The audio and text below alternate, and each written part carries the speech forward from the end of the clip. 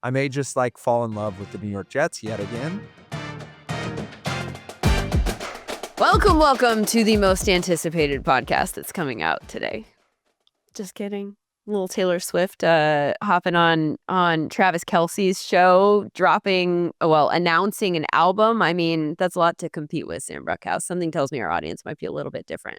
Look, it was very funny. You know, people were talking about Taylor Swift. There was a lot of anticipation. And I'm like, you know who wrote 3,000 words about Taylor Swift last year? Samuel D. Bruchhaus. I am a deep diver into the Taylor Swift discography, in particular how it relates to the National Football League. So I'm pretty excited to go, learn a little bit about T-Swiss. And we got Travis Kelce back with the buzz cut and fade, which is a big update. I think this really changes the Chiefs' outlook this season. He just looks better. And so therefore... Yeah, he got right, as they say. He got in the barber chair and he got right preseason, and who knows if she was a part of that. But I'm excited to go watch. I'm looking at some fantasy ADPs right here, and he is going with the second to last pick on average of the 7th round. Bump him up to the 6th now that he has like a nice fade. That's what I saw. It does feel very interesting though, because if he's going to be a big part of the offense. And if he plays better than he did last year, that could be a big value guy, or a guy who's kind of flying under the radar at this time. So one of the things that we're going to talk about today on the SumerSports show is week 1 of the preseason. And we're all kind of looking for this. These are our first little clues, our little bits of evidence of what things are going to look like. This was the first time that we got a chance to see all of the teams on the field, not all of the players, notably. A lot of starters were sat, certainly, but there's still things that we can take away, especially our X's and O's guru, Shawn Syed, who's going to join us in a little bit, who has his eye on 3 very specific things that he'll run through for us. We're going to talk to Mike Renner, who is CBS Sports NFL draft analyst and obviously knows a lot about the rookie class, having studied them for the draft, and now has a week of preseason games plus all of the training camp data. Well, I guess it's technically not data, it's buzz. To kind of come to some conclusions about who's going to be important immediately and who maybe is not going to be as important immediately as we had previously thought. Aside from those concepts, was there anything that stood out to you from the last week in the NFL? A few injuries. You can't avoid it at this time of the year, which is why they sit a lot of these starters. There was one injury in particular that happened at practice that I think is going to have a massive effect on this season. Right. I think the outlook for the Chargers this year, as it was kind of last year in the first year of Jim Harbaugh, was that they have 2 of the best tackles in football. And that, unfortunately, is no longer the case. Rashawn Slater goes down with a pretty severe knee injury, I believe, or leg injury. And pretty immediately, the Chargers announced that he will be out for the season after undergoing corrective surgery. That's a big deal. And I think when you really lean into some of these tackle injuries, you also think of Tristan Wirfs, who should miss some weeks of the season, particularly for these teams that, are probably around a 10-win projection, are probably going to be one of the better teams in the league, but not necessarily a clear division winner. That means a lot. I am a big proponent in this 2-tackle theory that if you have 2 tackles that are excellent, you automatically have a good offense as long as the quarterback can keep the trains running. And it really changes the outlook for a team that is known for struggling with, wide receivers, does have an excellent quarterback, a top tier quarterback in my belief, but has some questions at running back with Najee Harris missing time and a rookie in Marion Hampton being in the backfield. So I think there's so many questions in the skill position room, but I think their loss of the 2-tackle theory here is going to be a real big difference.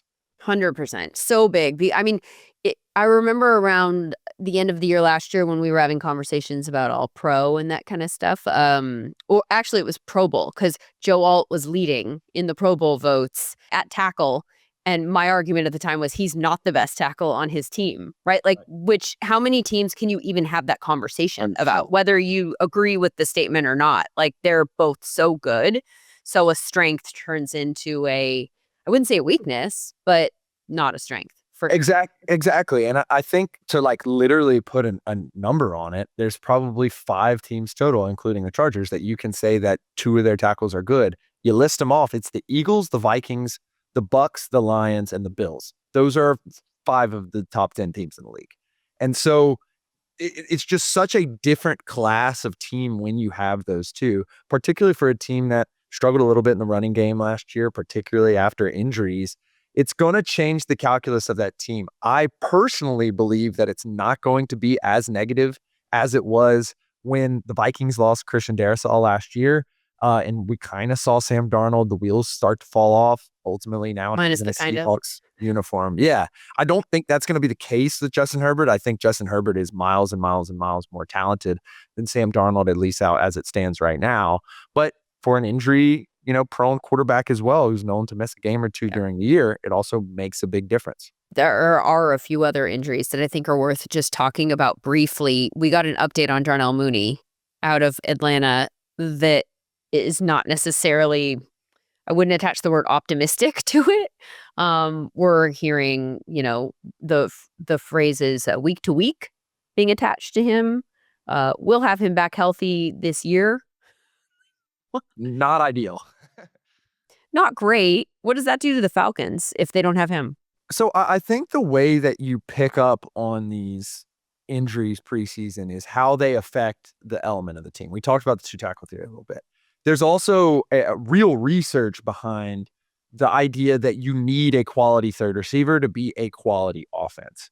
And I think that the real ascendance for the Falcons last year and the reason that they were able to keep their head above water when Kirk Cousins wasn't playing super well, and then why Michael Penix looked really good, was that they had 3 or 4 really premium receiving options, if you could include Bijan Robinson. That's obviously Kyle Pitts as the third receiver, Drake London as the superstar number 1, and then Darnell Mooney quietly was like getting into the top 30 wide receivers by way of target share and yards per route run, despite being looked at as a career, wide receiver 2, wide receiver 3 while he was with the Bears. So he quietly crept into a certified wide receiver 2 in this league and probably one of the best Z's in the league when you really look at it. And if they don't have him, the cupboards are bare. We're talking about Ray McLeod, Cardero Hodge, guys who have not contributed at that level ever in their career. And that makes a massive difference when you have what is realistically a rookie quarterback coming in to a situation where they're expected to be a team that challenges for the NFC South. And I think when you lose that third wide receiver, it makes things a heck of a lot easier to defend Drake London. There's already the questions about Kyle Pitts, and Bijan Robinson is looked at as one of the best fantasy players. When you can really only focus on 2 of those guys now, it makes a big, big difference. Yeah, he had a target share of 21%. It's pretty high, I think, to attach to his specific name. I don't think that you would have necessarily thought that would be that as high. I think when he was signed by the Falcons, a lot of people were like, that was interesting. That seems a little bit high. And then as the season went on, it became one of the best value contracts in the league when you're considering what a guy like Devontae Smith is being paid, a guy like T. Higgins are being paid, who are obviously slightly above him in terms of these metrics, but are in the same class of a certified second receiver. It became an excellent value contract. I really would love to see him healthy so that we can have a full-strength Falcons offense for Michael Penix. He had a higher yards per route run than Calvin Ridley, which isn't to say it was like a mind-blowingly high yards per route run. It was 2, but still, yeah. So he played well, and that could be a big loss. And by the way, I love that you included Kyle Pitts in the order in which you did, because I'm not sure he belongs there. Still waiting for Kyle Pitts to prove that he's good. So another guy, speaking of, I mentioned Calvin Ridley, speaking of the Titans, Tyjae Spears got hurt. I thought that he was interesting this weekend in a few ways. One, it was Pollard with the starters, and then Tyjae Spears came in, and then he got hurt with a high ankle sprain. So first it was a clear 1 and 2 situation. And then the 2, who we were wondering like what kind of role he might have, got hurt. And so high ankle sprain, I mean, that feels like a big loss. This might be more of like a fantasy football note in terms of identifying a backfield where it looks like it's pretty much going to go through one guy, whereas we previously thought it might be multiple backs or something like that. So Tony Pollard maybe gets a little bit of a boost there. I don't want to frame it like that. Like, guy got hurt, and so good news for him. It's interesting because I think a lot of people, particularly folks who like drafting wide receivers in fantasy drafts early, try to hunt out true value at the running back position. And I think that Tyjae Spears was someone who I had circled and who, when we plugged a lot of data into some pretty sophisticated models, was above the ADP where we thought he was versus where his ADP was, because he is targeted a lot in that offense and they utilize him quite a bit in the passing game as well. And the thesis obviously would be that Tony Pollard is growing a year older. Perhaps, he loses a step. He had a pretty good year last year. Obviously, injuries are always a question for running backs, and that Tyjae Spears could really step in his third year and be a contributor both in the passing and the running game. And I think we've seen the kernels of that in previous years. And I think this year really could have been the fruition in which, if you were, diving deep for value in late rounds, you could have picked up Tyjae Spears and all of a sudden he has 4 or 5 pretty solid fantasy weeks. I really want to see how he recovers from this injury, particularly at the running back position, because it can change the face of a Titans offense, which, frankly, you look at their depth chart, you look at their offensive line, a lot of investment has gone into it. You look at Moore, you look at Latham, you look at some of the interior linemen, Zietler, who they picked up, who I had as an all-pro last year. There's a lot of investment going into that. When you pair it with a rookie quarterback, it could have some upside for the offense as compared to, the 32nd ranked offense, which they basically were last year. Sort of, well, not similar or similar, but in different ways. Rachaad White hurt his groin. So that's very interesting to me in particular, given our discussions about Bucky Irving. I know you did, and Ask Me Anything that folks can go find on Reddit right now. Lindsay, excellent answers. We talk all the time and we text, and it's very interesting. We get so deep that it's often interesting to see other people ask you questions, not just me, because it's interesting to see your thought patterns. And we have been the Bucky Irving fan club over here. I personally think the best spot to draft this year is the 7th spot, because you can double dip in value by picking up perhaps a wide receiver who has some injury concerns like AJ Brown or Puka Nacua, who probably has, literal number 1 wide receiver ranked upside. And then you can go back in the 2nd round and pick up a Bucky Irving, who I think could potentially be the best running back. The Rachaad White news does make a big difference there. I was at the Fantasy Football Expo over the weekend in Canton, Ohio. Great weekend if you are a hardcore fantasy football fan. Everyone is so welcoming and nice and just wanting to invite everybody that they run into conversations. And so it was a really fun thing to be at. One of the questions, though, that I ended up asking just about everybody that I was in conversation with from an analyst standpoint was, who's one guy that you don't like at ADP? Like, who's the guy that you're not drafting? And I was shocked. 2 people said to me Bucky Irving. And after I fought them physically, just kidding, I was like, but I thought that was really, really interesting. And by the way, separate interesting thought, so many people identified people in the first 2 rounds with that answer, which I also thought was interesting, because sometimes it's like somebody who's going in the middle rounds that you're just like, I am off him. And there's a reason he's in the middle rounds, but like, I'm still not rolling the dice there because I'm off completely. It was first 2 rounds focused. And then there were different people that, we all just kind of valued differently. But I was a little bit surprised that Bucky was one of the names that came up. Well, playing devil's advocate to ourselves here, Lindsay, we did talk, we spoke all of July and about how much we love Bucky Irving. And in June, we spoke all about how you can't trust running backs. And so I could foresee why, in the context of only the running back position, and I talked to a little bit about this on an article which you can find about kind of some of these insights that we found over the summer on SumerSports.com right now, but you can't really trust running backs. But in this particular season, where you have 10 to 15 wide receivers who could potentially be league winners, even all the way down to Ladd McConkey, if he sees his target share really boost up to match his yards per route run, it just doesn't make positional sense. And this is kind of how the actual draft works as well, to go ahead and spend all of your draft capital, whether that's auction or, snake draft, on wide receivers in the first or second round when you have such upside that you can chase at the running back position. And I think Bucky Irving is a perfect example of someone that you could potentially get in the second round. So you could grab one of those top tier wide receivers if that's the direction you want to go, and still have a hero RB in theory that you can kind of hitch your wagons to.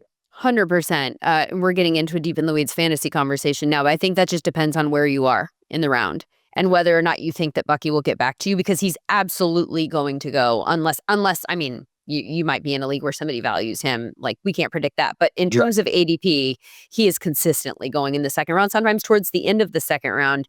And I like him. I've come to the conclusion that I like him more than consensus, and it's all a relative consensus, but I like him more. So I'm going to end up with a lot of Bucky Irving on my teams. I want to push back a little bit on your statement. And I know that's not what you meant. You said, like, you can't trust running backs. And I think you can trust running backs when certain boxes are checked, right? As much as you can trust anybody. Like, there's always a wide receiver, an injury risk. There's always certain things that could happen that you just have to bake into it.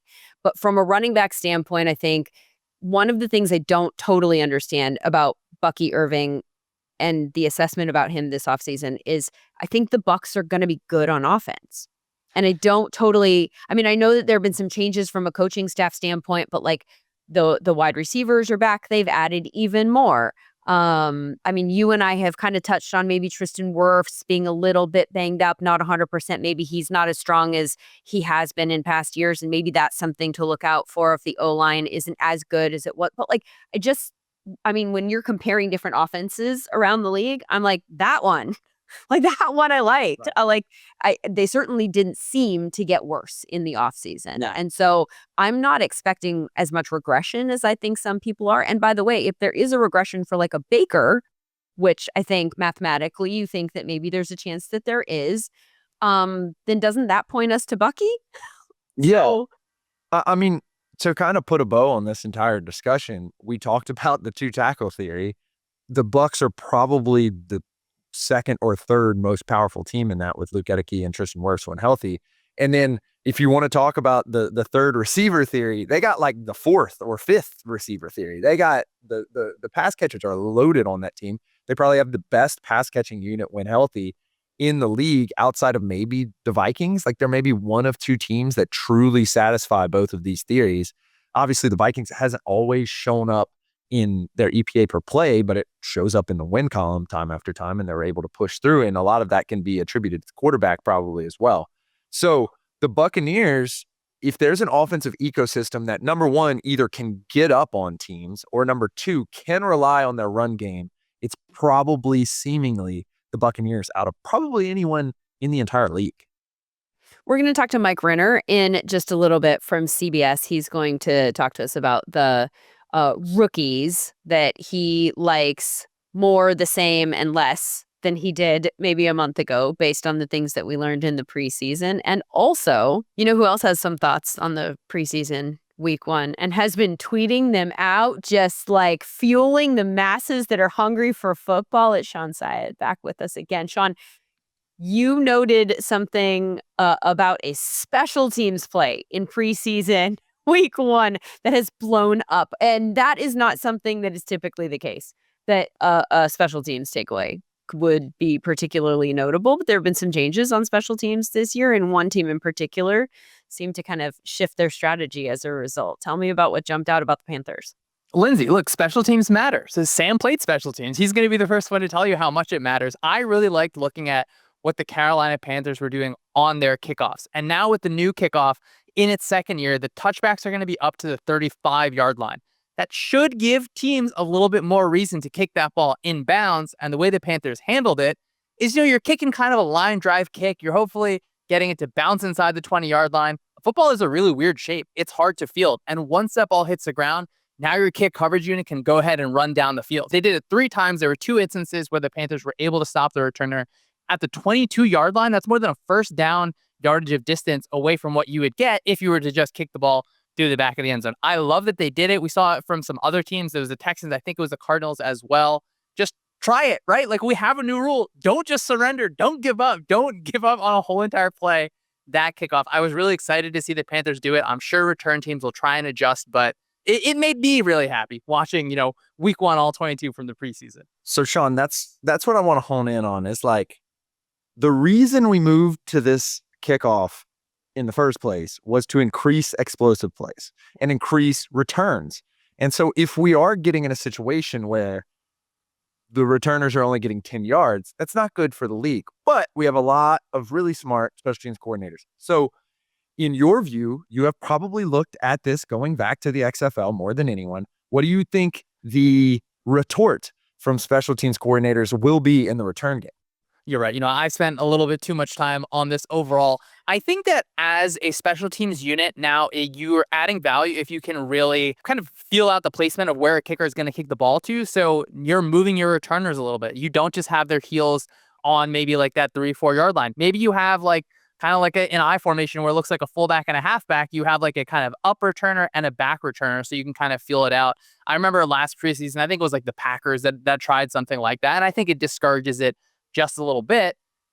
I also think like returners are going to get better at fielding the ball because they have to. I think that kickers, I believe in the kickers, guys. I really, really believe in the kickers. I want to see them do these crazy things because even if you kick the ball out of bounds, I think the ball just goes out to the 40, like awful spot to have. It's only 5 yards further out than a touchback, right? So if you're constantly pinning them near that 20-yard line, I feel like if you have a really good kicker, I'm pushing the advantage towards the kickoff team here. Is it interesting? I mean, on the one hand, this is the time, like you said, that you want to try things out. On the other hand, strategically, you could almost hold this and wait for the regular season and bust this out in a game that matters. I totally get that. I just think it's going to work in the regular season as well. Because I'm trying to think of, well, like Sam asked, what are the kind of rebuttals to this? It's like, all right, are you going to move your returner up?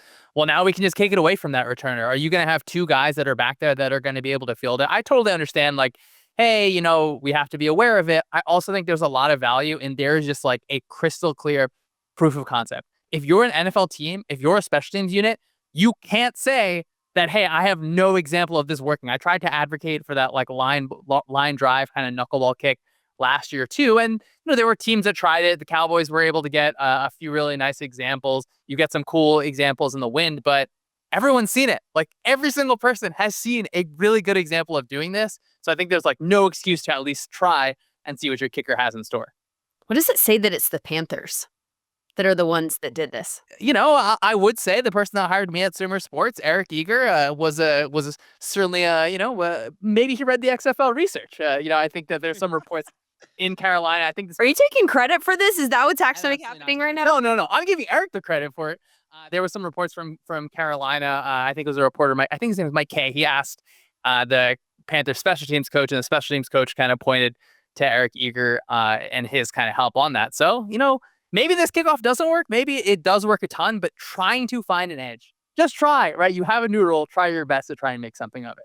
I feel like so there are lots of things to take away from here. Like big picture, I kind of love, if I'm a Panthers fan, that we're pointing to them and saying, look at who's being creative. Look at who's trying new things. Look who is listening to the analytics department and then rolling it out. And they're all kind of working in concert with each other. And I feel like this is it, whether it works or not, kind of signaled that maybe we're moving in the right direction, which I know a lot of us are kind of feeling a little bit optimistic about the Panthers and that they take some strides forward this year. But yet another example here.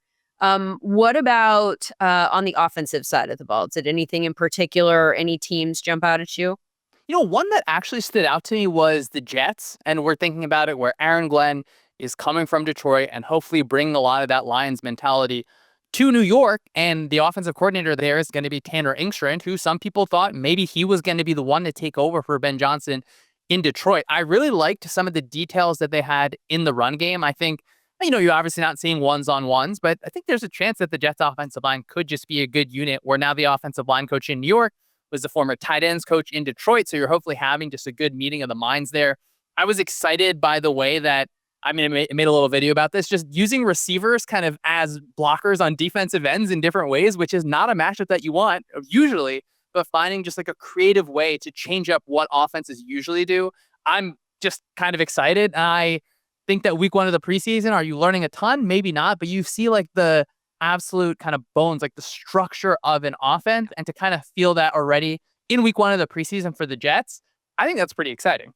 Yeah, I mean, and even like boiling down into like really small details, there are things that you can kind of learn about maybe somebody's usage. Like Wan'Dale Robinson wasn't necessarily operating out of the slot. I think his ADOT in this game was like 12. Like that's literally night and day from last year and how they used him. So there are things here and there that we can take away. I know, Sam, you noticed that in that game, Fields was under center a little bit more than we're used to seeing him. Yeah, me and Sean have long discussed wanting to see a quarterback design run heavy offense, which, Sean doesn't like all that much, and I call for like a maniac every single year. And I think what's the argument here, like between the two of you? How do you come down on this one differently? Sam is the furthest extremist of the quarterback design run game committee, which like in college football, I'm absolutely on Sam's side on that. But I mean, Sam's asking for Baker Mayfield to run quarterback power like 10 times a game. And I have just maybe a little bit more concern. Now, of course, I would like a quarterback to be involved in the run game at some level. I don't want them to have 15 carries a game. The Jets are a fun example, Sam. I think we're probably a little bit closer here where absolutely. I mean, Justin Fields was a special runner. Get him involved. Now we're getting sets where it's him, Allen, and Hall in the backfield. I think that would be so much fun to have. 100%. And I think that's what intrigued me because obviously it's the preseason. Obviously, Justin Fields has already had a slight injury this preseason, but we were even seeing, video of Brady Cook running in the zone read. And I don't think Brady Cook has probably ever run the zone read ever in his life. And he definitely did not do so a ton at Missouri. So all that being said, I expected a lot of shotgun. I expected a lot of motion, which we got. But what I was very interested in was that Justin Fields was under center a lot. And obviously, considering Tanner Inkshot has worked with Jared Goff, who is a very efficient quarterback when he is under center, makes sense that that's what they want to do. They want to get downhill, and especially given all the motion and the wide receivers blocking and the kind of readjustment of the field pre-snap that Sean alluded to, it's a little easier when the quarterback's, hiding a little bit behind those big guys up front. So I'm really interested to see what the blend will be and whether we can actually get some design runs out of the under center sets, Sean, which I think if I get that week 1, I may just like fall in love with the New York Jets yet again. And I'm a little hesitant to do that, but I am excited about all the things that you've highlighted. I'm excited about what this team, which, doesn't necessarily have a top tier quarterback, doesn't necessarily have a lot of top tier skill talent, at least as it compares to this year, not super deep there. I'm really interested to see how they use all these weapons, particularly given, as Lindsay noted, there's a lot of people in that backfield. Braylon Allen got some juice. Isaiah Davis. Interesting. Donovan Edwards was the leading carrier for the Jets. So I think there's so many ways that this Jets offense can go. You named every running back except for the one. Well, yeah, but we know Brees is there. Okay. So I'm a little bit more interested in how many people are going to get going. And I'm interested in your thoughts, Sean. Like, we've seen the Lions trot out 2 running backs that are featured. We saw Jamal Williams, we saw DeAndre Swift, then we saw Jameer, and we saw David Montgomery. What are the chances that we see 2 or 3 guys involved based on just kind of what your feeling was from the preseason? I mean, I have to imagine, and not like a full splitter, just like there's going to be more than one ball carrier in New York. And Fields should cut into that, just a little bit. I know from a fantasy football perspective, that might just be tough to have to kind of consider and kind of just like peek your way through overall. But if I'm a Jets fan, I would like to have like maybe not a hot hand mentality, but maybe it's matchup specific where you find out over time, hey, this running back is a little bit better out of the backfield, or, this running back is better on this specific concept. If you're a Jets offense, you want to find out, like, put your best guys in the best situations. I think the same way that the Lions are really able to take advantage of Jahmyr Gibbs just being an absolute lightning bolt out of the backfield. I don't think you should minimize your talent. I don't think the Jets' goal is to just like, hey, we need to find like a lead bell cow back and make, I think, fantasy owners happy. But their job is to put their players in the best position to win. And it might be just a circumstance where it's some specific concept, some specific matchups kind of lean towards more of one running back than the other. All of these Lions comps, I have to say the obvious thing here, and that is that Justin Fields and Jared Goff could not be more different in terms of what their strengths and weaknesses are. So how closely can they resemble the Lions? That's a great question because the biggest thing is, like, if you look at how often Jared Goff throws over the middle of the field, he is just throwing missiles over the middle with full trust. And that's something that Fields hasn't done as much of. So I think that's where it falls on Engstrom to find these different ways where there was one example that I talked about in the video where it's like a receiver's blocking a defensive end and you're just kind of pinning that guy so your quarterback can kind of get out on a play action fake. He can gain the edge. So you're finding different ways where, I do enjoy Jared Goff as a quarterback. I don't think you're going to like roll him out all the time. So I think you're going to look at what are the strengths of Fields where maybe you say, hey, he is not going to throw the ball always to the same areas that Jared Goff did, but Fields has tools that you can take advantage of that Goff didn't have. So I'm excited, for Tanner Engstrom to have, his full control, really, really kind of put his thumbprint on that offense overall. I think that everyone who follows you and is familiar with you at all understands your love affair with Vic Fangio and his schemes. Are we like developing a different relationship, like hard eyes over here with Mike Macdonald in Seattle? Lindsay, I love good football. I will say Vic Fangio, like he's like personally important to my professional career. I do think though the defense that I really liked watching from preseason week 1, I mean, the interception that one of the many interceptions that they had against the Raiders, where you're sending 4 guys, you're overloading one side, you're creating a free rusher, you're putting a trap coverage behind it. It's so much to handle. And the fact that we're doing that in week 1 of the preseason, that's like how I opened up the video. I was like, this is what we're doing in week 1 of the preseason. This is now another year of Mike Macdonald having that system in place in Seattle, where when you look back at the Baltimore days, people don't think too much back to it was a game against the Dolphins where like Kyle Hamilton's kind of going one way, another safety is going the other way. The ball is in the end zone by the time that anyone realizes it. So for Macdonald to have a second year, that's what we're doing on day 1 install. I think he feels really confident in his teaching process. They have such a fun, versatile secondary. They have a rail front. I'm excited to see kind of just what Macdonald does overall with the linebackers, because Roquan Smith, that season he had with Macdonald was so special, where you're just vacuuming up space in the middle of the field. So I mean, I can be open about it. Like, I love watching this defense. Who wouldn't? There's a chance that this defense is the best defense in the league. I'm excited to see some of the changes for the Seahawks on the offensive side of the ball. But from like a schematic perspective, I think at a certain level from a player perspective, I mean, I have no desire to want to go up against the Seattle Seahawks defense. Best defense in the league, potentially. I mean, maybe. Lindsay, we just got to week 1 of the preseason, right? You said the sentence, not me. Don't yell at me. I think when you look at the front, when you look at who's on the back end, I'm excited. It's not just, I love Nicky Manwari and you can kind of put him in all these places.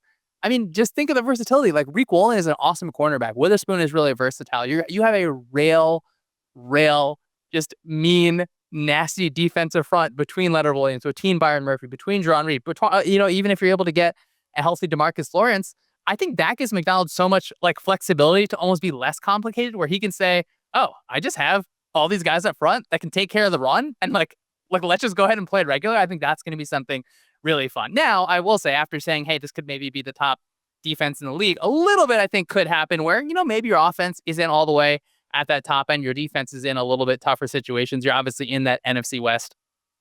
I need the regular season games, Lindsay. I need them because I really do believe in what Macdonald's putting together. I want to dig deeper because you mentioned the complication of the defense. And I think the reason why people could be shocked that this could be the best defense in the league is because some of the names that you mentioned, like, we know, but like aren't massive star names on the Myles Garrett level or something like that. Obviously, Leonard Williams is excellent and an all-pro level performer. But what is really innovative about this defense is the way that he teaches the defense and the reasons why he can put people in the places that they are. Can you kind of describe a little bit more about how he teaches the defense and why, in particular, the instance in your video is so easy to do for a Mike Macdonald defense while being so difficult to deal with for an offense?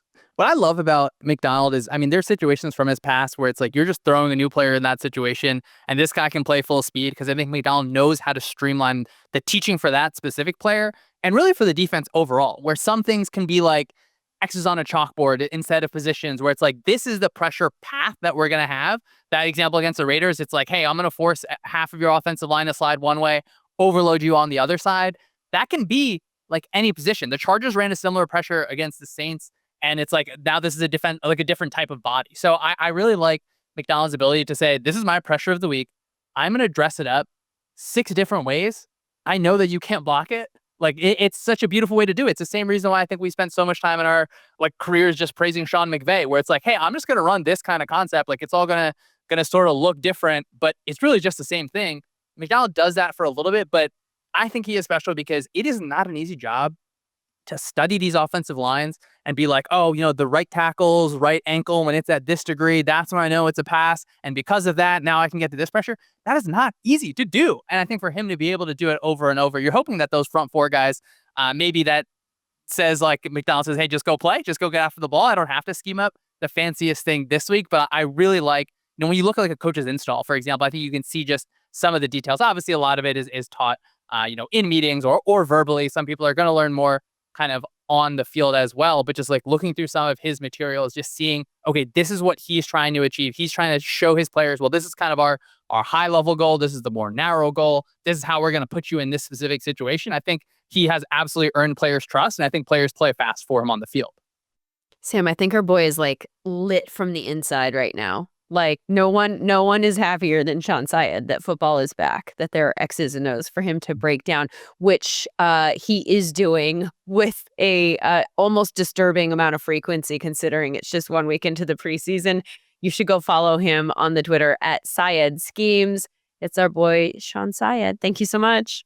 Thanks as always, guys.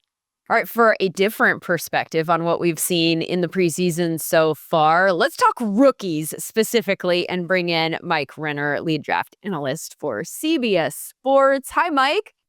Hey, how's it going, guys? It's going great. I mean, could it not be going great? Like, it's preseason football.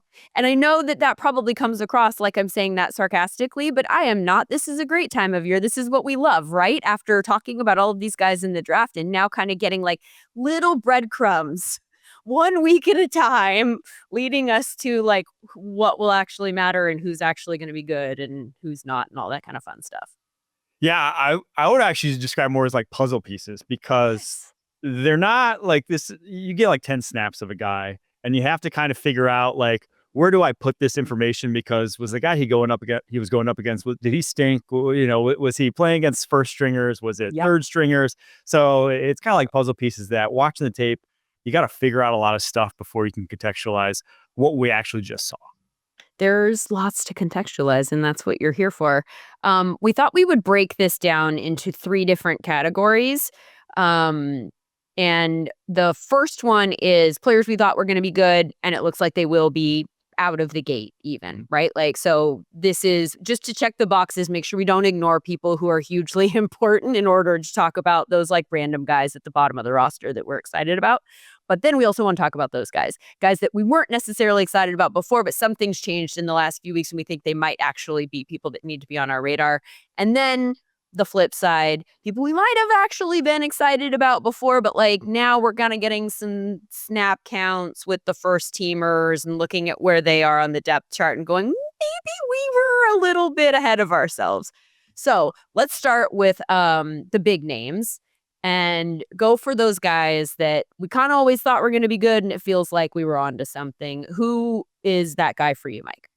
There were 2 really big ones, but the first one is Tetairoa McMillan. And obviously, no surprise. He was first receiver off the board, I think number 8th overall pick. But just how much I think he can transform this Panthers offense is what I'm excited about. You only got, it was 8 pass plays with Bryce Young on that very first drive.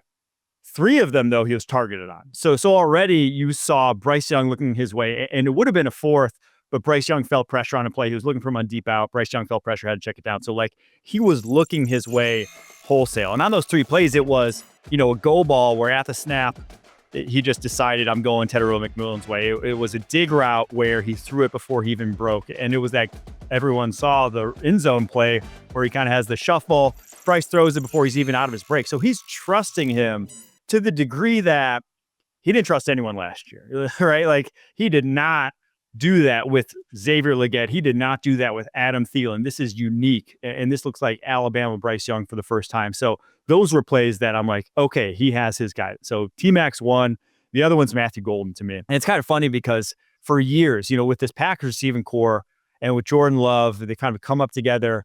I've been banging the table. I'm like, they don't have a guy where third and medium, third and long, man coverage, they see one-on-one, that's where I'm going to. When they had Devontae Adams, that was it.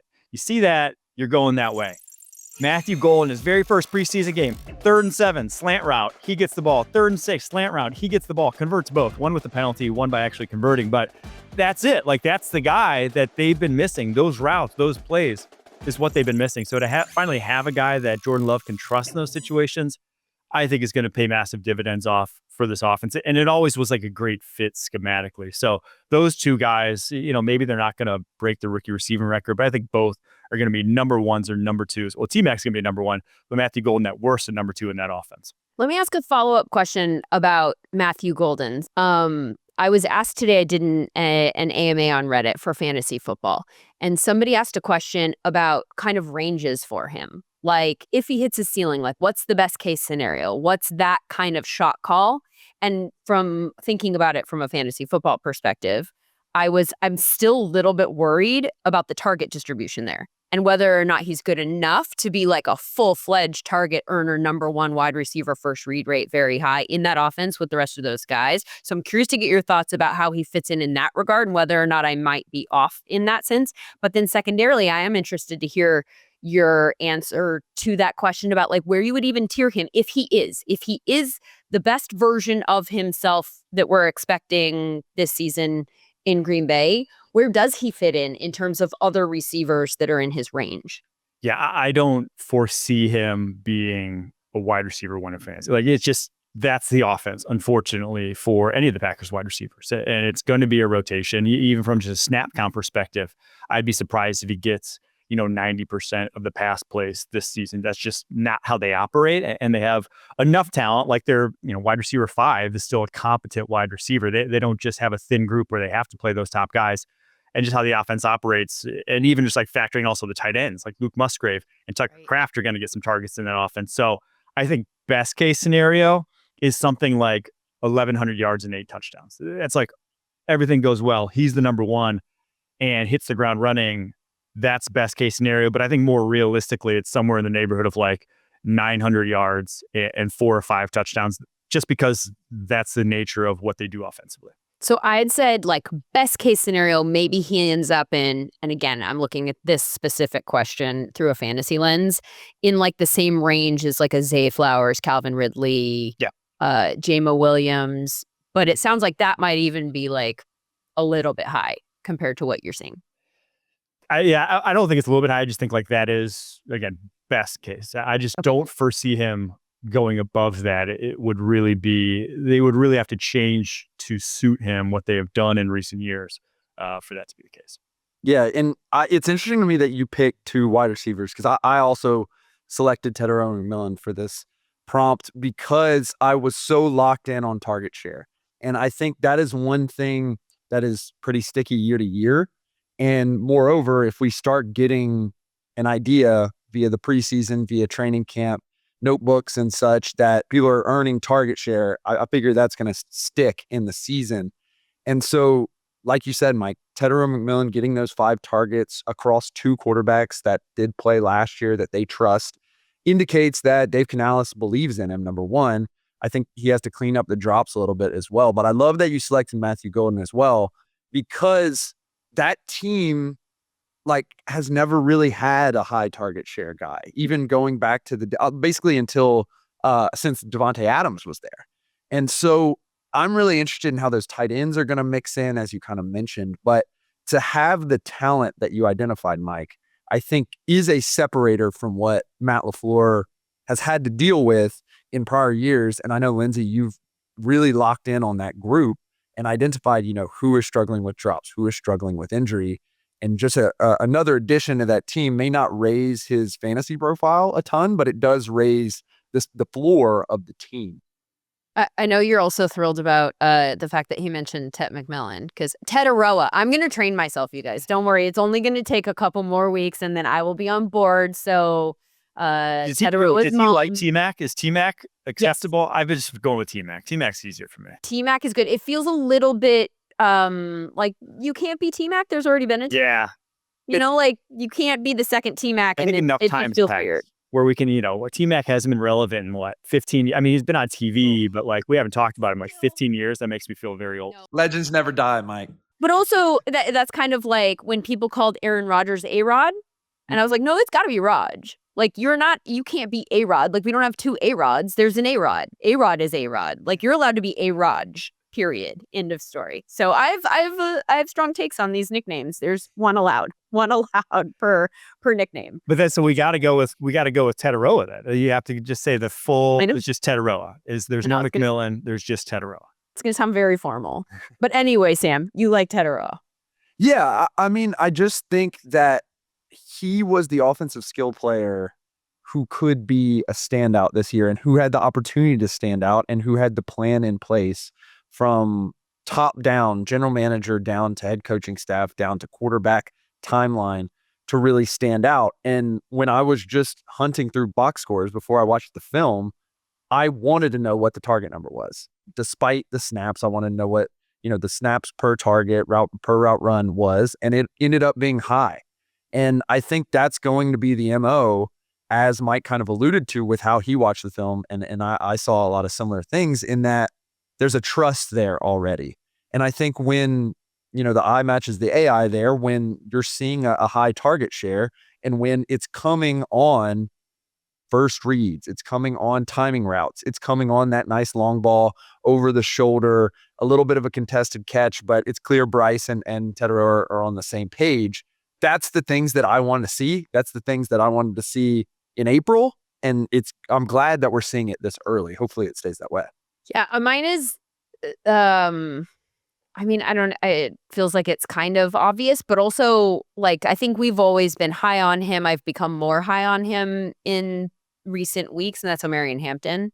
Like, I think we always knew that he was obviously going to have a role in the Chargers offense because of where they took him in the draft. But the fact that Najee was already there kind of made me feel a little bit like I don't know exactly what the cap on his opportunity is this season. The fact that Najee is out and who knows when he'll be back. I think there's a very real possibility, even though I think actually Najee is a very good Jim Harbaugh style running back, and they'll probably find a role for him when he's available. But if he's not there at the outset, Omarion Hampton has a chance to win this role as a 3-down back, right? Like if he can do the things that we think he can do, and he has the opportunity to do them early on, like that job might never go away. So I feel like more and more the things that I'm hearing, and then, just buzz out of camp, people even like behind the scenes have said that like, oh, he's the real deal, and kind of like spreading that message off camera even, which always feels like it has a little bit more weight to it than if people go on TV or radio and say he looks good, like, because it feels very real.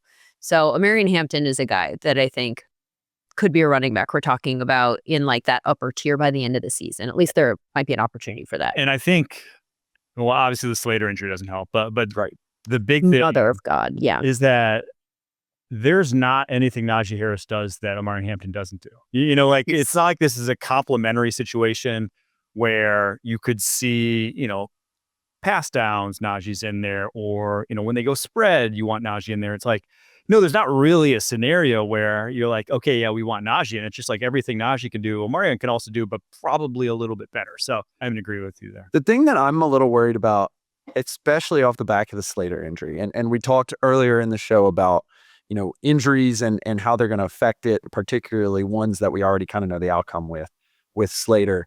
But the Chargers were like 18th in EPA per rush last year, not a below average team in that metric.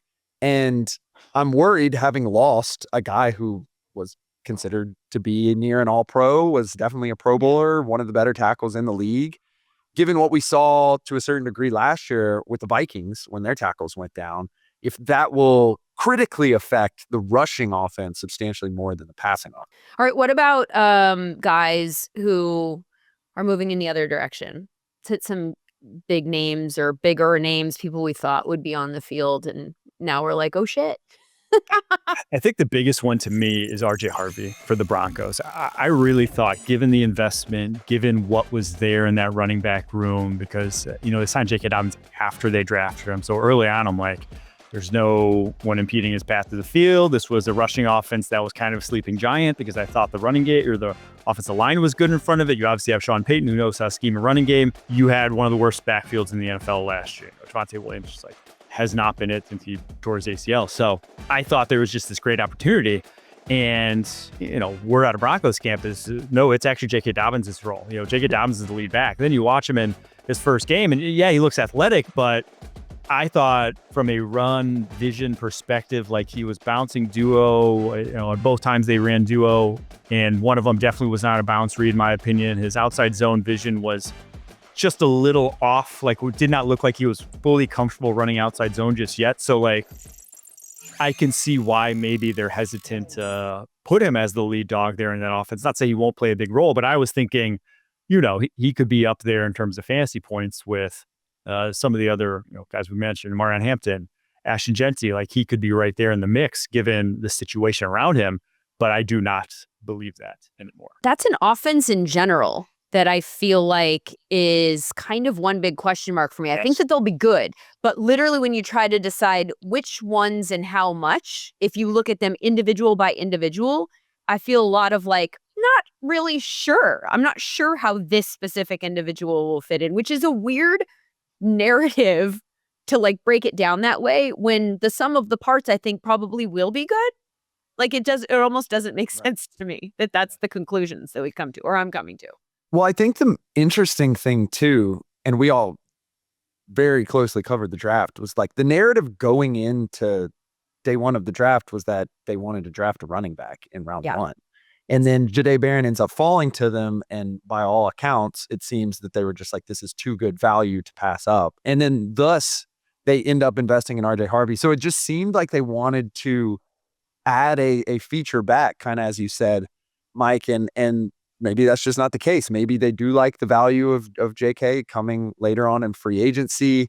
Maybe the talent just isn't there. It's interesting because when you look at our detailed Sumer scores, looking at college tracking data, he was a standout basically anytime he had the rock. RJ Harvey was while he was at UCF. Now, obviously, that was in the context of the Big 12 in a run-happy offense. Everything was kind of set up for him, and he was kind of the star of that offense as well. But maybe it's just not going to translate. He was another guy who I considered to kind of be on this list, despite getting a quality number of carries during the first preseason game.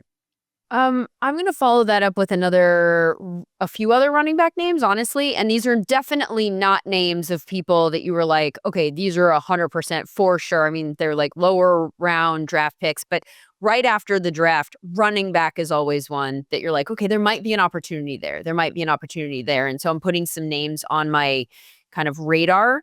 And then there are a few names that I think have fallen off the radar based on preseason usage a little bit. Woody Marks, for instance, where he's coming up on the depth chart makes me concerned, right? Originally I thought, okay, Joe Mixon coming off of injury, Chubb coming off injury. Maybe Woody Marks is one that if the injuries don't actually get to a point where they're good, there's an opportunity there. Potentially there's a path to the field. And so maybe he'll be somebody that can take advantage of that opportunity. I'm just not necessarily seeing it on the depth chart at this point anymore. And again, this is a much lower down, from a fantasy ADP, we're in different neighborhoods here with our conversation. Kaleb Johnson, I'm wondering about him coming into the game behind Kenneth Gainwell the other day. Are we because I think a lot of people are very much expecting a big role for Kaleb Johnson, and it's starting to look like it's Jaylen Warren who is the starter. And are we concerned about Kenneth Gainwell being the other guy, or was Kenneth Gainwell playing the Jaylen Warren in the preseason game and Kaleb? What do we make of that situation? And I think also Kaleb didn't look great, and I think that's the other thing. It's around the football field, that's what didn't look that good. That's always the problem, right? That ultimately is the problem when you get sort of the reviews he's gotten out of Steelers camp. And when you see the names in front of him, you're like, well, maybe he's just a rookie. But then when it doesn't actually look like it's translating well on the football field, that's when you really start to worry. It's kind of how I felt about Trey Benson last year. He came in, you're excited about the opportunity he has. And then you see him on the field and it's just that guy didn't look ready. He just didn't look ready to contribute. And so that's unfortunately how I felt a little bit about Kaleb's debut there. Yeah. Well, Trey Benson, Arizona Cardinals 1B running back right now, notably, according to James Conner. I'll believe that when I see it, right? I think that would be 100%. nice, right? Me too. Me absolutely too. James Conner is weirdly a guy who, even though he's been around forever, I think just gets undervalued year after year after year. He's consistent and he's quiet, and everyone just sort of like still puts him on a tier of running backs that I think is beneath where he deserves to be. Sam, are you starting to rethink Kaleb Johnson maybe stepping into the Najee role in that combination with Jaylen Warren, or you think that it's still early? I think Mike hit it of like, you're just not hearing good things. And in a situation where it seemed he was the direction, he fit into the role perfectly. He looked like someone who had the draft profile, the physical profile of who they wanted to be their tailback. And it seemed as if they were going to go a direction where Aaron Rodgers was going to be the veteran head of Arthur Smith's offense and not vice versa. And sometimes things just don't work out. We'll see how, the rest of the season goes. Maybe he is able to get it together. But I'm really reconsidering what my initial thoughts and predictions were about the Steelers, given the way they approached the draft, number one, and then given what my expectations were of how Arthur Smith was going to want to run his offense. Has anyone heard anything about Trey Harris out of Chargers camp? Like, it feels like all the buzz that normally exists that is blown out of proportion always, for sure, has been about KeAndre Lambert-Smith in terms of like the flashy plays and the person who's actually drawing eyeballs. And then, of course, they go out and they sign Keenan Allen. And so you're like, there's a depth chart situation here happening where I'm just not even sure what the path to getting on the field is. And that was a role that I was like, one of those pass catchers that they drafted. And I'm including Gadsden, the tight end, even in this mix of like, one of them, I think they drafted enough of them that one of them probably has a role this season. And I'm starting to wonder if that's even true. Yeah, I didn't watch this past week, but I watched the Hall of Fame game, and Lambert-Smith looked better in that game, right? And I think a little more of a fit in terms of what they need and just his deep threat ability. So if Trey Harris isn't quite ready, I don't know what he provides over Quentin Johnston. Maybe obviously better hands. I think any wide receiver in the NFL provides better hands. But like, just maybe they got better.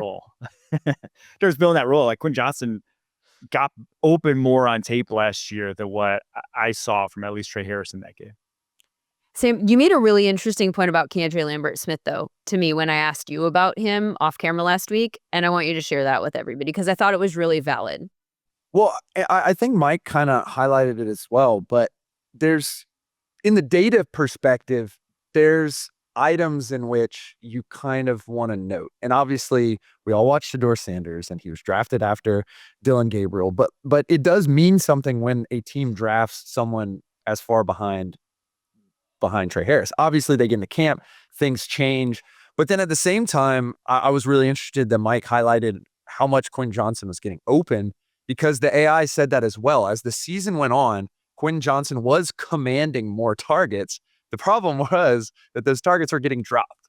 And so if that can be pieced together and all of a sudden, like you said, Lindsay, the depth chart problem kind of begins where I would really love to see Ladd McConkey's target share greatly increase this year to match the efficiency that he had this year. Then you add in Quinn Johnson, who is getting open and probably will continue to get open and just has to get it together. Now you add in Keenan Allen, and then you have two rookie wide receivers, both of which were not necessarily the most premium picks of all time. At some point, you have to establish the base rate of what you can expect for KeAndre Lambert-Smith. And I think I would be more willing to bet on his base rate of, a day 2, day 3 guy who ended up getting selected by a team who needed wide receivers than, really buying into the training camp hype. But do you think that there's also something to the sample size that we have from him in college? Because like a guy like Puka, when you're looking for those outliers late, sometimes you can go, okay, he missed time for various reasons. And so the book is still out. And that's why he's falling, because there's still questions that we can't answer. And so it's not a sure thing. There are other people that have been around for a long time, have established who they are. Like, we have a lot of data on who he is as a wide receiver. And so does it feel less likely that he would all of a sudden become a different wide receiver or a wide receiver that we should evaluate differently? I don't think so. I mean, I think I think we know what he is. And I don't think it's ever going to be like a 1 or even a 2. But he is a role player that fits what the Chargers probably need a little bit more in Trey Harris right now, because he's a deep threat. I mean, he can get open down the football field. He can at least provide the threat of, the sort of magnetism that is a guy who runs mid 4.3s, right? And what that brings to the rest of the receiving core and how much you have to respect that. So I don't, he's not Puka. He's not a volume wide receiver, but he is a 1 or 2 plays a game. Oh, shoot. How do we let that guy get behind this sort of player? This is perspective that I need, by the way, as somebody who's done multiple 20-round fantasy drafts, the last 4 rounds of which are completely and totally dart throws at rookies. And I think I'm very rookie brained right now. It's interesting with Lambert-Smith too, because I think this is going to be something we're going to see more as NIL at the college level increases, where there's a player who was a role player in that he was, receiving targets, he was getting snaps. Was he necessarily the top offensive weapon? No, at a really high level at Penn State. And then he goes to Auburn, another really high level team playing SEC ball. He's a little bit more featured, but it was pretty much the same results. So I think Mike's expectation is kind of right on the money of he does what the Chargers need, and maybe he can, be a spike guy in fantasy, Lindsay, for some weeks, but I'm not going to bet on that. And I don't, it's going to be really, really hard to predict in any given week. Should we stick with the wide receiver position for a little bit, Sam? Yeah, I was a big proponent of Luther Burden going into the draft. And I had been tracked him for basically 2 years. I thought Missouri was one of the better teams in the SEC, if not in the country, for those 2 years. And I thought he was a major reason why. Obviously, there were troubles kind of throughout last season, despite the win-loss record in which Brady Cook and him simply could not get on the same page. I tended to blame Brady Cook a little bit more for that than Burden. And then obviously throughout the draft process, character concerns start arising, particularly about that relationship, particularly about this year. And when he went to the Bears, I thought it was a perfect situation because he doesn't necessarily have to be the top target earner, but Ben Johnson is going to put him in the correct moments that he needs to be in to succeed. And also I saw him very neatly mapping into an Amon-Ra St. Brown-like role. I went to the Bears game in person. I was in Soldier Field watching this game. This is certainly more of a feel thing because there were targets that he had. He did make catches. There were some plays where he was open in the end zone and just simply wasn't targeted for one reason or the other. So the usage was there, but they were with like the 2s and the 3s. And we talked to the general managers, we talked to the scouts earlier on in this series and just more generally. And they were like, look at who the guys are playing with. And that's kind of how the team thinks of them. And if Luther Burden is going to be running with guys like Devin Duvernay with the backup offensive line. Entering the game after Devin Duvernay. Exactly. And Tyler Scott. Exactly. And playing deep into there were moments where I legitimately, ate a hot dog, looked up, and I'm like, why is Luther Burden still in this game, man? And you start looking at that depth chart, and there's just a lot of names. I wouldn't say they're proven top-tier weapons at this point, but even someone like Olamide Zaccheaus has played extremely important football at a position that Ben Johnson probably wants him to play football at. So I'm starting to get a little concerned about my prior about Luther Burden being one of the best wide receivers in this draft. If that's going to be the place that he is going to continue to play in the preseason. Now, maybe it's shaking raw rust. He missed a lot of practice, stuff like that. But it definitely was a feeling of mine in stadium where I was thinking to myself, he should not be in this game at this point. He was always kind of, I don't want to say square peg round hole. That's not quite he was always going to butt heads with Ben Johnson a little bit, just from what I saw at Missouri to what Ben Johnson likes in terms of the attention to detail. Like Burden was not a guy who was precise, unbelievably talented, not a precise route runner, not always exactly where he's supposed to be, can get lackadaisical. That doesn't fly into Ben Johnson offense. So like he is the antithesis of that. That's why, Jameson Williams couldn't make an impact in that team until year 3, right? And he was drafted a lot higher than where Luther Burden went. So that's maybe the career path that Luther Burden could mirror with the Chicago Bears, is that he's going to have to learn how to do the little things well before he gets the big role that would put him in, fantasy relevance, that would put him just relevance in terms of what the Bears can do. Now, maybe he gets, some handoffs, some screens, things of that nature, still can make an impact. But yeah, I do think that this is a multi-year process to get Luther Burden to the amount of crispness that Ben Johnson is going to require to fill the Amon-Ra St. Brown role. What about some guys that are moving in the other direction positively? People who are outplaying our expectations for them at this point in time? I'm going to start by pointing my finger to the Pacific Northwest, which I've been doing a lot so far in training camp. Like Elijah Arroyo, I talked about a couple of weeks ago, and now I'm going to go in a different direction there and talk about Torrey Horton, who I think has been a guy that they continue to talk about out of camp up there. And this is an offense. Part of the reason that I'm even going to him is in addition to looking good and all of the buzzwords that you're looking for, were like defenders are talking about how he's, tough to go up against in the various ways in which he is. I'm looking for teams where there is opportunity available. And the Seahawks are one that just popped to me as targets that are available in that offense, right? Like with DK Metcalf gone and with Tyler Lockett gone, and obviously JSN has his role locked down. But other than that, like what does it all look like? And who are the pieces that are featured in this offense? And so I think more and more that you see him running with the ones and you hear buzz that he is actually still looking good in that environment, I kind of feel like there starts to be some signal. And Torrey Horton is a guy who's moving up my mental bird. So I haven't watched him in the preseason yet. But I'll just say this. One thing I've been saying a lot about the Seahawks and this receiving core and how it's been built is they're slow.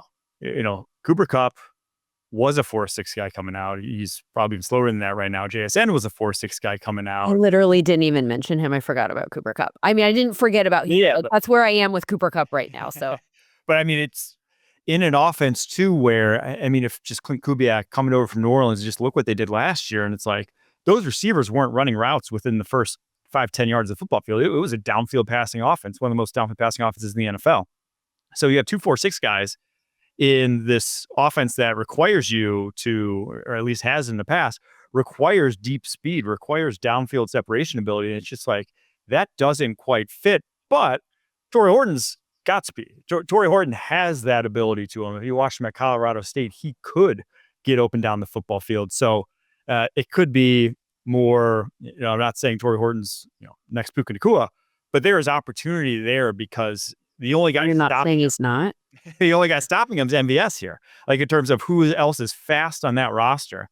And MVS at this point in his career is just like, he's kind of the guy that just gets passed around. It's like, oh, we need some speed. Let's go sign MVS. I don't think that's stopping.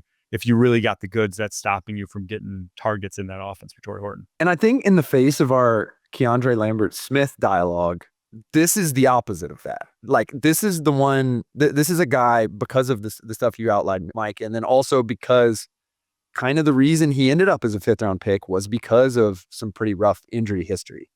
And if the dice is rolled correct, he ends up in a spot, like you said, where they need speed.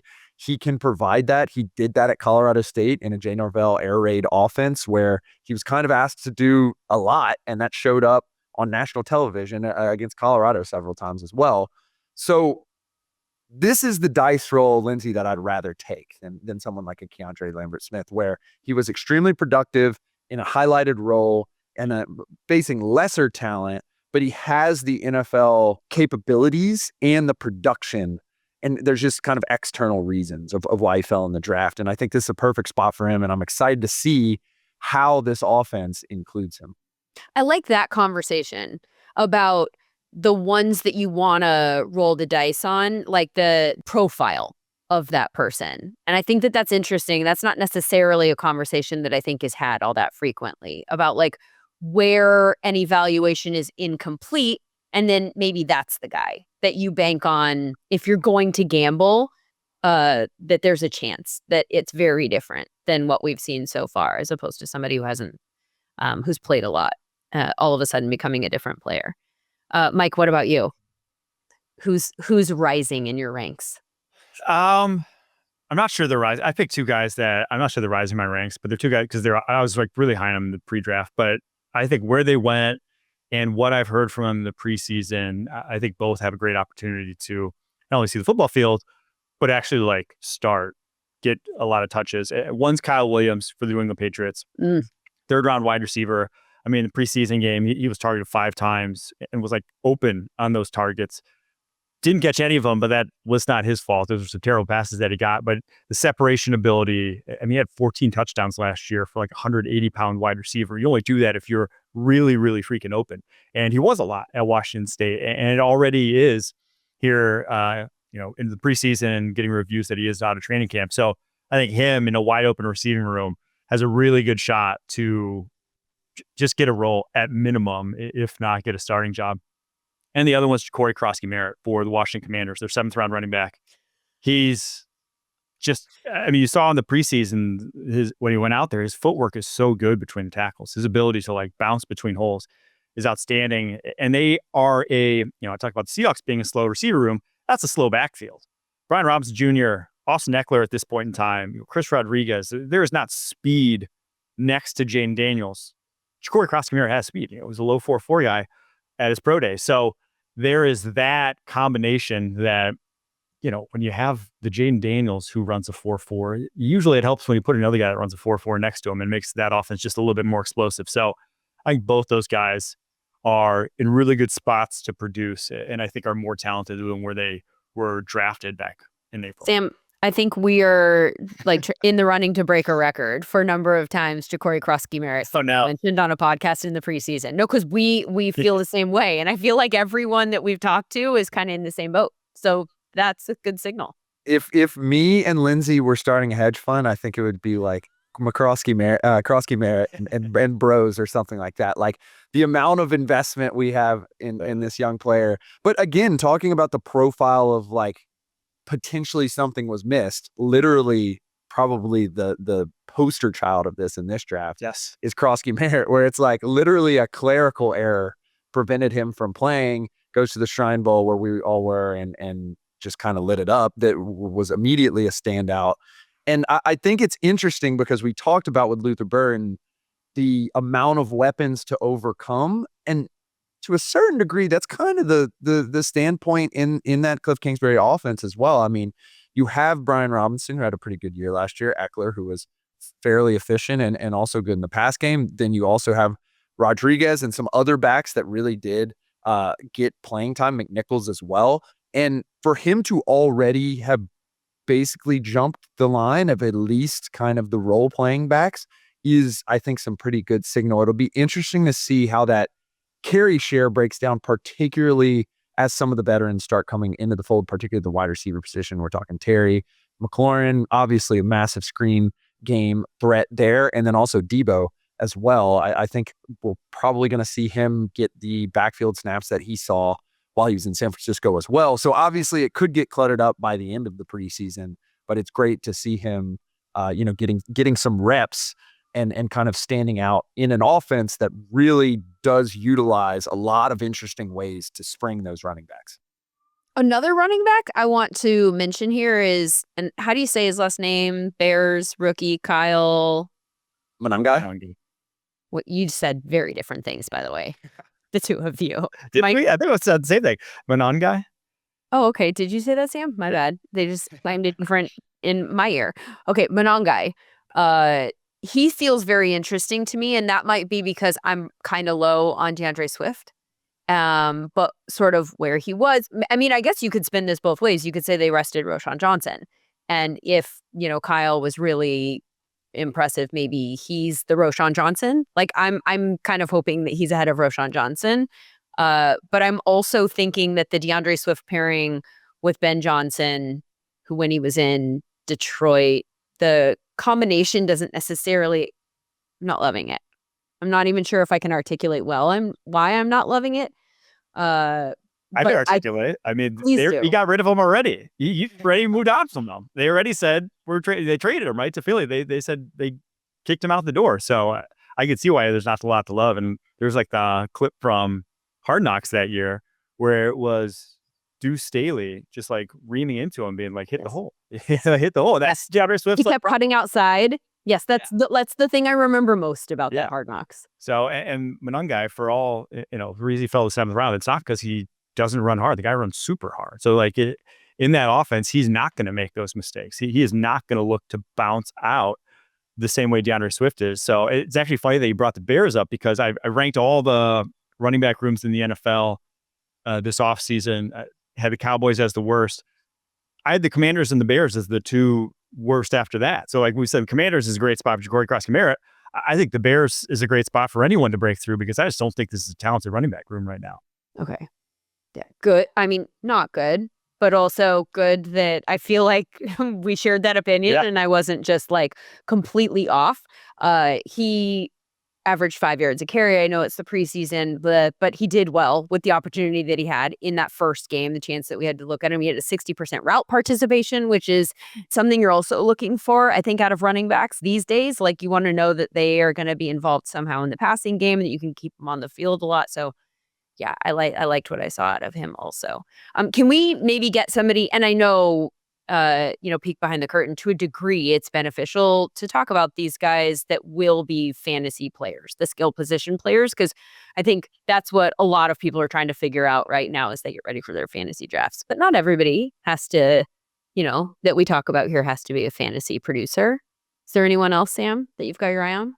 Yeah, I just loved what I saw from Willie Lampkin, and it turns out that, people who can block really well across multiple different divisions, basically in any spot, did it at the Senior Bowl, did it at North Carolina, did it at Coastal, can block really well.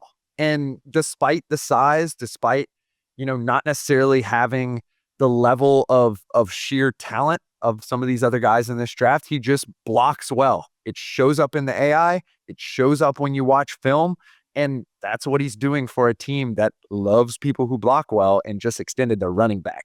I thought he was causing massive problems for the defense, for the Rams. I think that, maybe he can squeak out a starting position, but it's definitely great depth for a team that badly needs depth across the offensive line. I think he could potentially flex out the guard, maybe play a little bit there. I know that a lot of people thought he could even play, a Patrick Ricard type role as well. I just think there's so many options, and Les Snead must be stopped, because this is another transfer up guy who they take a shot on, who doesn't necessarily has some glaring problem.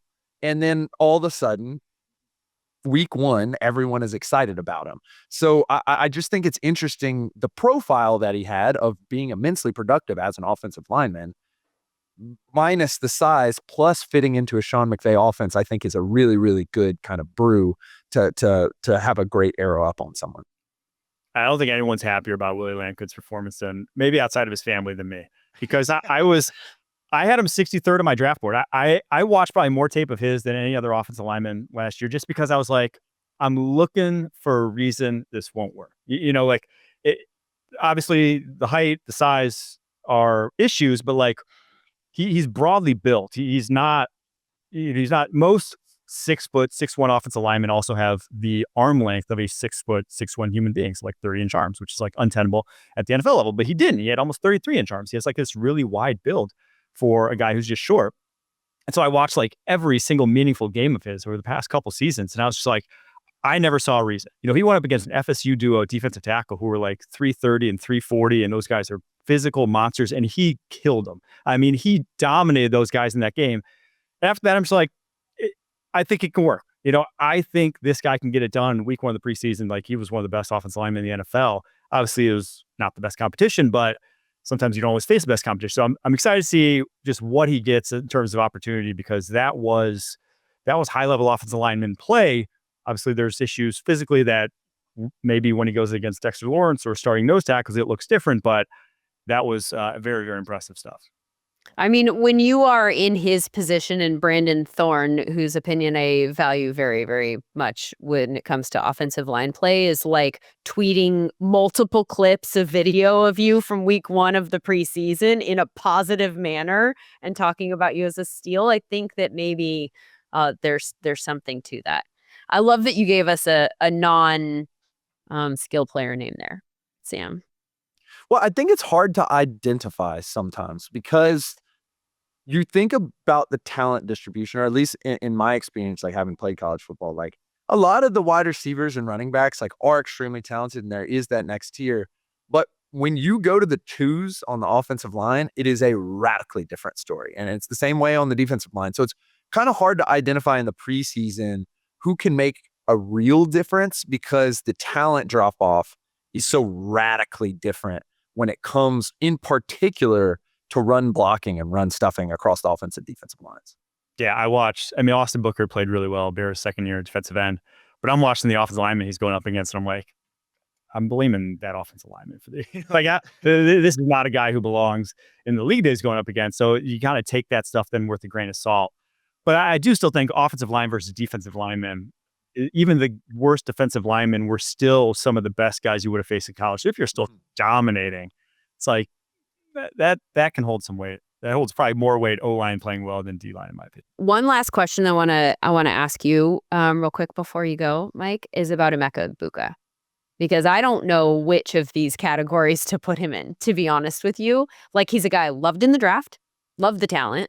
Landing spot, wasn't sure how much we were going to see him right out of the gate. And now, I mean, we're talking about people that are getting buzz. Like, he might have more buzz than any of the people that we've mentioned here. People are glowing about him. Like, the endorsements are massive. But I am convinced that once Chris Godwin comes back, there is a big role for Chris Godwin.